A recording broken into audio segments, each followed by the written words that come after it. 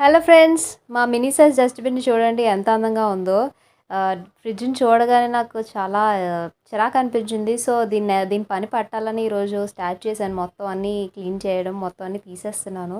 So, cleaning ప్రాసెస్‌కి ఒక liquid అయితే తయారు చేసుకుందాం. ఫస్ట్ అయితే వాటర్‌లోని baking soda, lemon juice, vinegar water వేసి బాగా మిక్స్ చేసేయాలి. మిక్స్ చేసి ఒక స్ప్రే బాటిల్‌లో తీసుకున్నాను.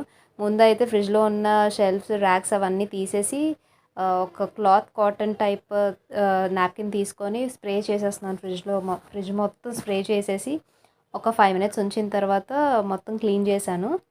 ఈ సైడ్స్ చూడండి, ఎడ్జెస్ ఎంత డస్ట్ ఉందో అక్కడ కూడా బాగా స్ప్రే చేశాను. అక్కడే ఉంది చాలా ఎక్కువ డస్ట్, చూడండి ఎంత ఉందో.